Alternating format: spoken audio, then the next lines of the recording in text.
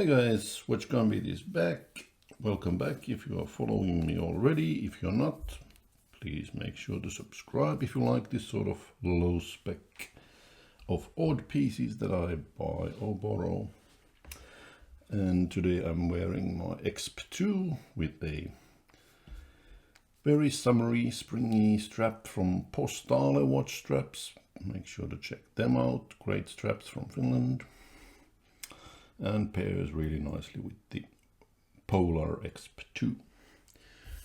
Today's program is a little bit odd piece. I ran into this brand scouring through eBay, and there was a couple of these units for sale as second hand. He wouldn't ship to Europe, so I went and researched a little bit and ended up on JFD Global's website. JFD Global manufactures and supplies a wide range of diving and subsea products for the commercial and hyperbaric sectors. Anything from dive gear and gauges and analyzers, and all the way to hyperbaric rescue chambers and self-propelled hyperbaric lifeboats. So really diving pros and experts in underwater operations. It is a bit complex to buy a watch from them, and it is clearly not their main business, not even a side branch, I would say. The watch comes fairly poorly packed in a very standard cardboard box without any protective packing around it. So clearly they are experts in underwater operations and gearing up for it, but they clearly know nothing about watches and how they should be sold. The price point also supports that perception and other things as well. A little bit more about that later. But we have a couple of new pieces here now. The Divex Professional 500 meters, or as the brochure says, the Divex Offshore 500. This piece here. So this is all you get in the post. Cardboard box, sticker in the back of the watch, and no protective of any kind. No plastic, no stickers, nothing. No hang tags, no instruction manuals, no warranty cards, nothing at all. Just the pure stuff itself. And this one is the 500 meter piece.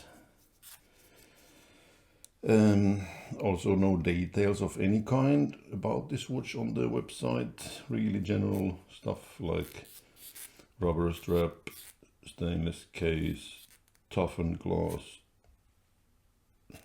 blah blah blah.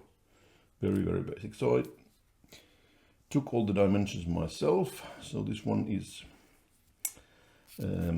11.8 thick, 48 and 47 more or less is the size of the case, with the crown included, so from here and here. The bezel is 40 mm with an ALU insert. Shroud, so I would call this part of the case that resembles a tuna shroud. That is around 44 mm. Lug to lug is only 40, because like in a tuna, the strap goes straight down from the pins. Lug width is 22. Rated 500 meters. Water resistance. Toughened glass is what they say. I don't know what that means. Is it crystal or mineral or just float glass that is toughened? Screw-in crown. No signatures there, just blank. Luminous hands and indices that may or may not be Superluminova C grade. They don't tell you that either. The rubber strap is very basic and very, very long. 80 and 160, so it really stretches a wetsuit or dry suit or whatever you have to put on. The movement, they also don't tell you that, except that it's a quartz, but according to some other reviewers, it's probably a Seiko VX42 turning for quartz, 32,768 Hertz, 20 seconds per month, 0 joules movement with a hacking and a quick date.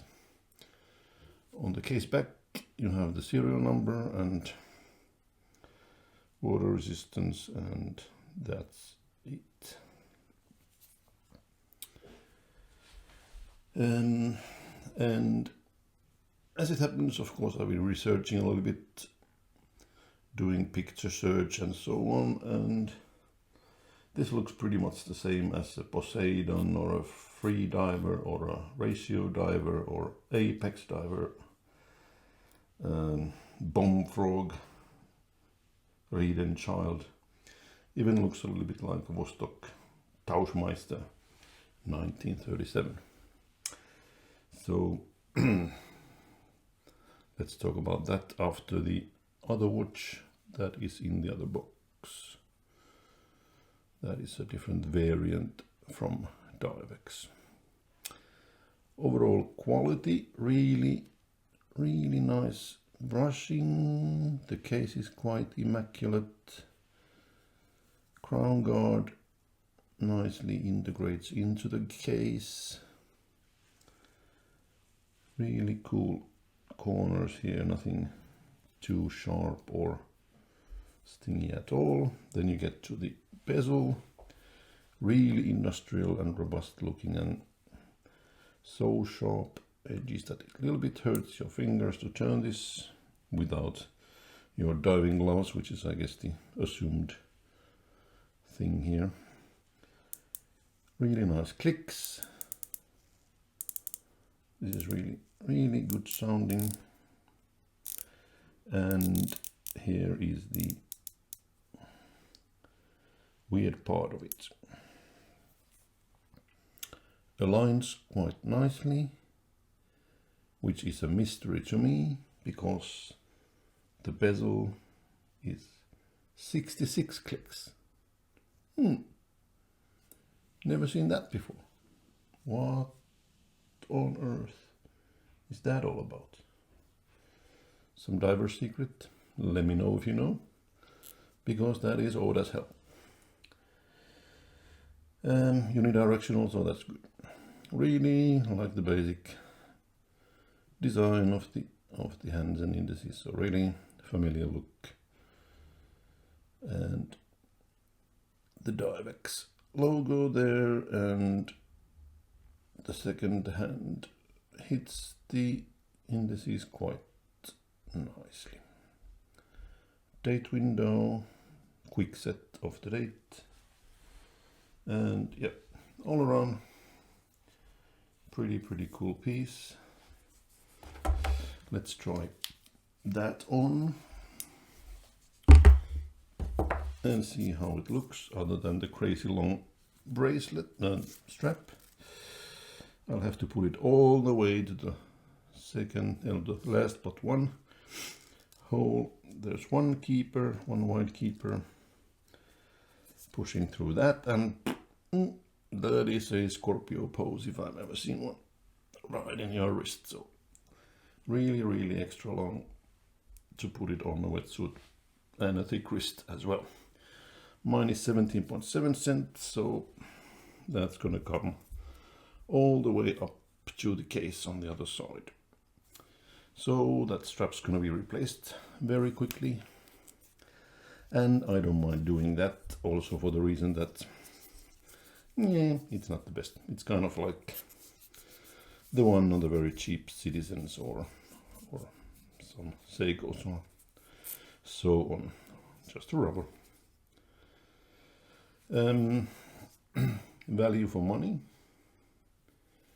kind of tuna-like look. I like the quirky shape of the case a lot, and the really industrial look of the bezel with the aluminum insert. Nice fonts, nice style. Like it, like it. Have a look at that. Since there was some doubt about the Luminova on the hands and so on, I'm just going to do a small comparison here with the Seiko Samurai. Put them side to side here, and they get some light treatment while we are doing the other watch in this box, which is same company, same general stuff, except this is the 200-meter variant. 200-meter variant, and this one is called the Divex Professional 200 in their brochure. And just a quick rinse here.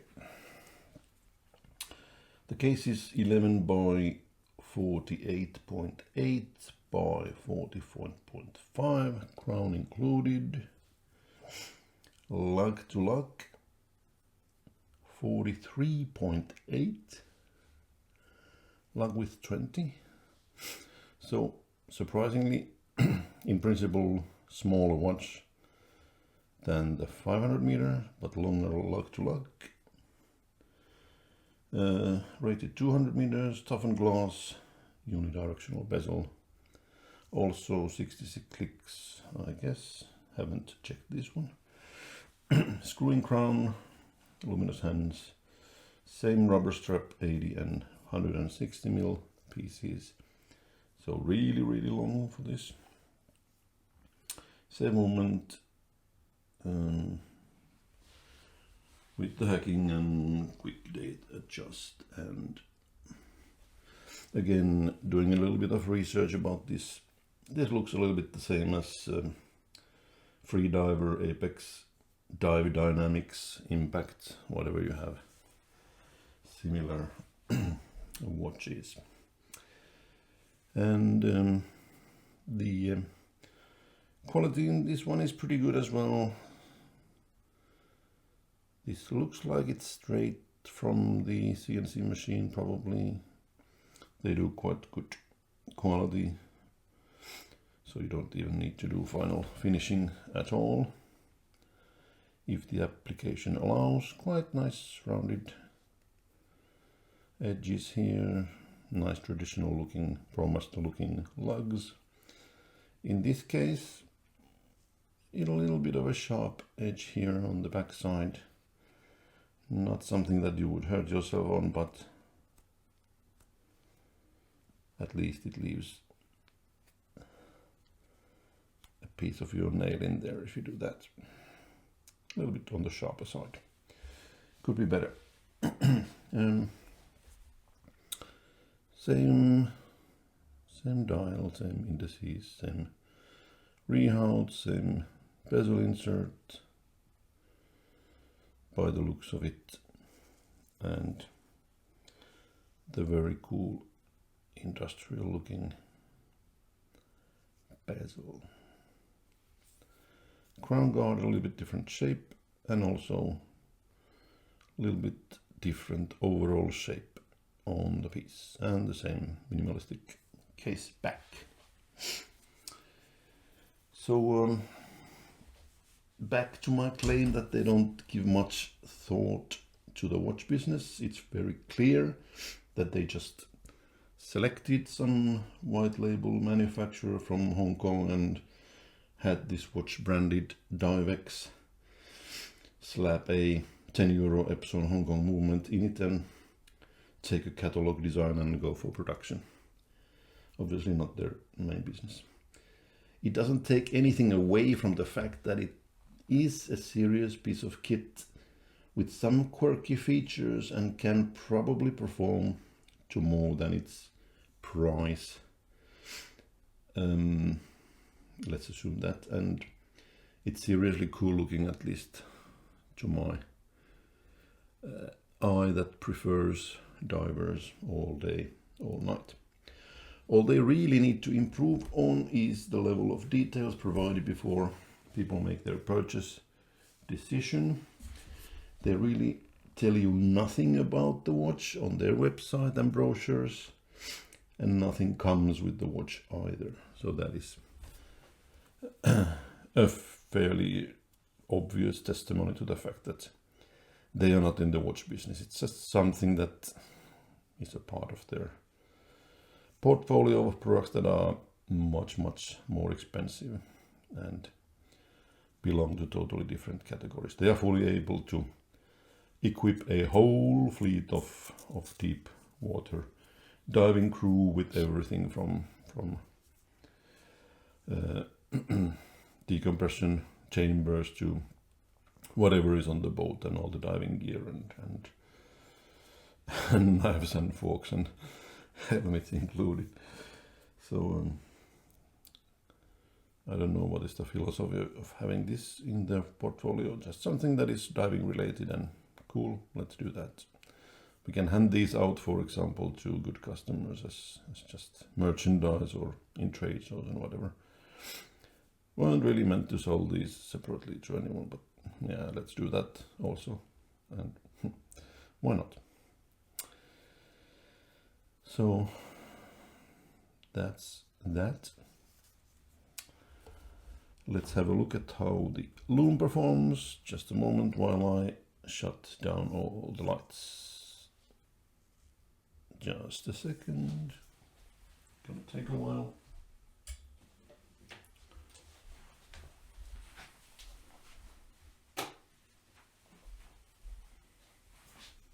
And boom, here we go. And this is the last one out.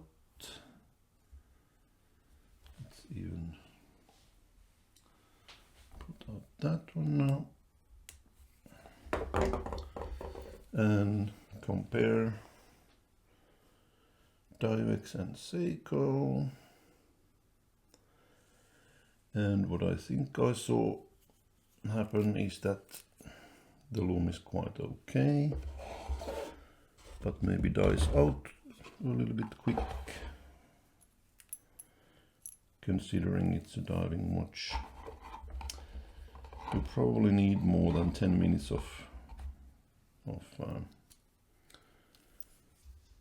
loom function when you are diving professionally.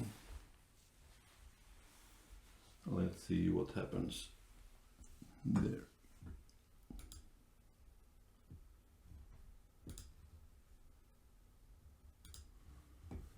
Gonna try and shut the screen on the side here as well. Okay.